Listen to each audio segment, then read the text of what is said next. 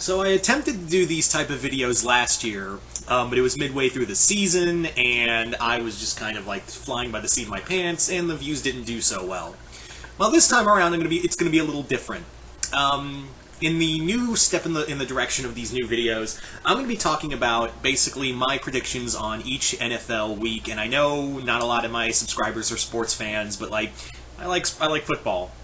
Can you sue me? And also sometimes I like to talk about stuff outside of comics. What do you want me to do? So I guess each week, depending on how well these views do, I will be talking about my predictions. Now, I could be full disclaimer, I could be totally wrong on all of these. But yeah, so I'm just going to be talking about each and who I think will win in each team's games. That sentence came out wrong, but yeah, it's basically going to be a win, who would win in these are going to win in these matchups each week. And maybe I'll stop doing these after 3 weeks. Who knows? Let's see how the views go. But yeah, so for all 10 of you who are football fans, let's get started with our first game starting this Thursday between the Dallas Cowboys and the reigning NFL champions, the Tampa Bay Buccaneers.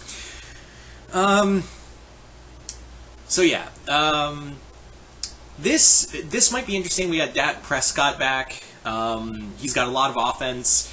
But the problem is that Tampa Bay literally signed back everybody because they wanted another Lombardi trophy, and I don't know how the Glazer family has this kind of money. But this is going to be this might be a tough one. I know people after last season are writing off anyone from the NFC East, or as people have come to know as the NFC least. I am not going to totally count out the Cowboys, but what I will count out is the coaching. You see, Bruce Arians is a really good coach. Well, he's a good coach, not really good coach, but he's a good coach compared to Mike McCarthy. But Mike McCarthy won a Super Bowl, you say? How could he be a bad coach? No. Let me pre-preference. Aaron Rodgers won the Super Bowl. Mike McCarthy was just there. Did you guys see everything post Super Bowl McCarthy? There you go. And after that last Thanksgiving play with Washington, I was like, oh, fire Mike McCarthy. I'm not even a Cowboys fan, but no. Just no. So I think I'm gonna give this to the Buccaneers on this one. They've got literally everyone back. But I do hope this is an entertaining game nonetheless. I wouldn't totally count out the Cowboys since that offense is really good, and now that defense is being rebuilt by Dan Quinn, the former head coach for the Falcons. But at the same time, I'm also now expecting them to choke every game. So it could go the Cowboys' way depending on how it plays out. But I'm going to give it to the Bucks. I'm going to give this one to the Bucks. Now we move on to the next one. Yes, I am using my phone to look at the games. Shut up. So our next game is between the Seattle Seahawks and the Colts. The Colts still have no quarterback. Well, they do have Carson Wentz, but he is banged up. I like Carson Wentz, but I don't have any faith in him being that good of a quarterback after how many injuries he sustained, even in the offseason. Jesus Christ, poor Wentz. I think it's going to be difficult to call. I don't even think he's supposed to be in this game, and I think their only person who's really viable is Sam Ehlinger, who had a few good preseason games. That Colts defense is nothing to joke about, but at the same time, Seahawks have Russell Wilson. But that offensive line is still really questionable. I don't know how it's going to play out. So at the end of the day, I don't know how this is going to go. I think that that defense is going to make Russell run, like Russell run around the field. But I think I'm going to give this slightly to the Seahawks. Not just because the Colts are also in the AFC South division, but yeah, I'm going to give this to the Seahawks in this one. I think they could pull out a win, but this is going to be a close game. And now, speaking of AFC South division games, let's talk about a shit show of the game right out the gate. We have the Jaguars and the Texans. Oh boy. Oh, if you want to call this a tank bowl, even though this is week 1, this is pure tank this is pure tanking game, and we're not even like halfway into the season. So Jaguars now are starting Trevor Lawrence, and it's still bad. I still don't trust Urban Meyer to do anything of note. He's like, even the preseason games, it's very clear he has no clue what's going on. I'm pretty sure he's going to be gone after maybe even two seasons tops, and then he is just going to go back to a college game and say like, "Oh, it was my health problems." Anyone notice that in the NFL? Like, any NFL fans notice that his health depends on how much money they're spending? Like, "Oh no, like, oh, it's my health." And then when he gets a lot of money, he's like, "Well, my health is a lot better." Money talks, people. Money talks. On the other end of that spectrum, you have the shit show that is the Texans. And Deshaun Watson, while he's a good quarterback, is proven he's not a good human being. But of the two, Deshaun Watson is clearly the better quarterback over Lawrence. But this could easily go either way. This could really go either way. Both teams are just still, like, the Jaguars are in quote-unquote rebuild, and the Texans are, well, the Texans after Bill O'Brien butchered this team. So I don't know. Like, this is I think I'm going to give it slightly to the Jaguars. Just slightly, but this could easily flip either way. So, moving on now, we have the Eagles and the Falcons. So, both teams are in literal rebuild mode. New coaches, new players. I wouldn't call this a shit show. This is going to be more of an exercise as to see who's going to be, what to focus on more in this team. Arthur Smith, who was the former head coach former offensive coach for the Titans, is now in charge of the Falcons, and I think he's going to do a great job with Matt Ryan, just like he did with Ryan Tannehill. Jalen Hurts leaves a lot to be desired, but I do see the potential there. I don't trust Nick Sirianni, the new Eagles coach, and there's still a lot of... they do have Devontae Smith, very good wide receiver, but the problem is that I just don't trust the Eagles yet. Like, there's still glaring issues I'm seeing. The Falcons do have problems on their end too, but I do see, like, the addition of Kyle Pitts, and they've got a new secondary. I'm going to trust Matt Ryan just a bit more over Hurts. So I'm going to give this slightly to the Falcons, but who knows, maybe they'll just choke the whole goddamn game away. So now we come to the LA Chargers taking on the Washington football team. So Washington has a great defense. I think it's one of the best defenses in the NFL, despite of how trash that team is. They are starting Ryan Fitzpatrick, or Ryan Fitzception. But on the other end, you have a meh. But that defense is nothing to to snicker at. It's nothing to really, like, go, Washington, the name redacted, so dumb. No, that defense isn't anything but dumb, especially like you got guys like Chase Young and all there. The Chargers have Justin Herbert, who is clearly, like, everyone said that guy was going to suck. No, he had one of the best seasons, and the Chargers are going to ruin him, sadly. I do think that the Chargers are, like, they got a new head coach. They have, like, they have a new offensive line. That defense is just a tad stronger.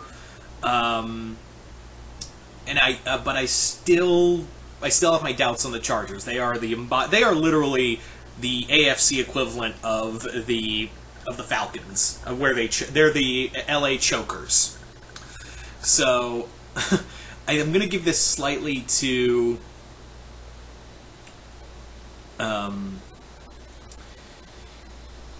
Washington. I'm going to give this one to Washington. I think that defense is just going to give a lot of hell to, just utter hell to the offensive line of the Chargers. But again, Justin Herbert might save the team.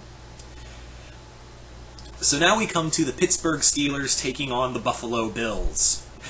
Oh boy, do you remember that game, that wild card game against the Browns? Because I sure do. That was some of the most entertaining shit I've seen in a long time in the NFL. Big, yeah. You still have a lot of that. Even though the Steelers' defense is still good, that offensive line sucks, and Big Ben just looks awful, and he's just deteriorating even more.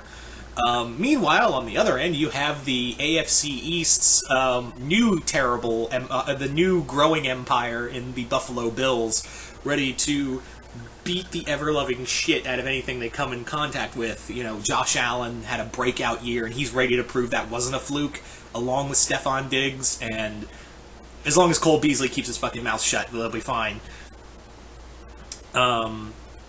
So I think it's gonna, and they all I'm very sure the Bills are gonna come out and make a statement, like right out the gate, like no, the 2020 run wasn't a fluke. We're here to make a statement, and I think that person how they're gonna make that statement is just stomping the Steelers into the dirt. So I'm gonna give this one to the Bills. So next up we have the 49ers taking on the San Francisco 49ers taking on the Detroit Lions. Lions are in full rebuild mode. I don't trust Jared Goff. Everyone's healthy on the San Francisco 49ers team, and they also have I don't think they're going to start Trey Lance right out the gate, but I do think they are going to just decimate the Lions. I'm going to give this the 49ers. Next up we have the Vikings and the Bengals. So the Vikings, I think I'm going to give this slightly to the Vikings because this is another game where it could go either way because they're just so bad.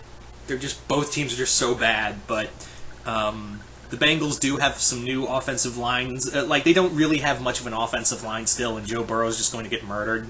Again, sadly, I feel so bad for Burrow. He deserves more. He deserves better. I'm going to give this slightly to the Vikings. Next up, we have the New York Jets taking on the Carolina Panthers. Oh boy.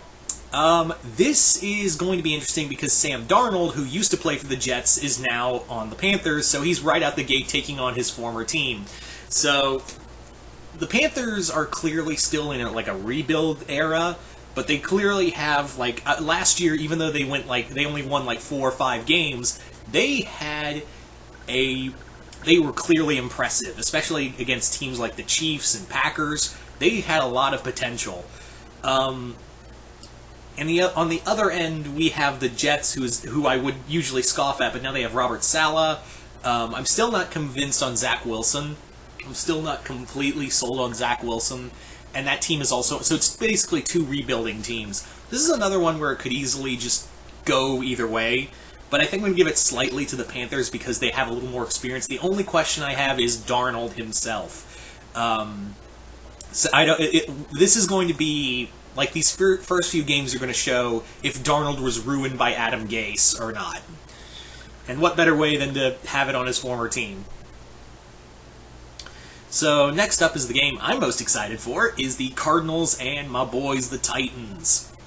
So, Tennessee... so, this is going to be a tough one. The Arizona Cardinals have a team. The problem is that the Cardinals are can be so inconsistent, along with another team I'm going to talk about later. But the Cardinals they've now added J.J. Watt. They've added some new weapons for Kyler Murray. But the Titans even though the Titans don't have the best defense, that offense is nothing to sneer at, because now you've added Julio Jones, you've got A.J. Brown, and of course, Derrick fucking Henry, who, I'm not gonna lie, I just want to see Derrick Henry stiff arm the soul out of J.J. Watt. I just want to see some point in that game, Derrick Henry just stiff arm J.J. Watt. Just if I don't see that in the game, at any part of the game, I'm gonna be like, aw.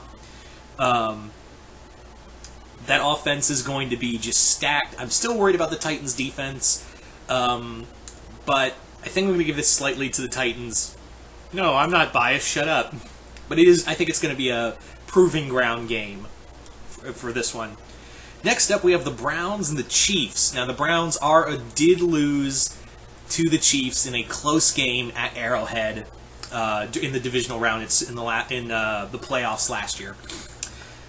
And now we have a more stacked Browns, but again, the Chiefs have kind of made some signings and some drafts that have made us go, oh, no one's ever going to touch Patrick Mahomes ever again. And we're also at Arrowhead again. But the Browns, I think this is going to be another close game. I really do. I honest to God believe this is going to be a game that could go either way. This is really a team that could go either way.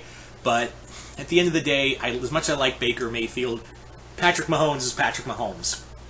So, I'm going to give this slightly to the Chiefs. Next up, we have the Dolphins and Patriots. We got an AFC East divisional game.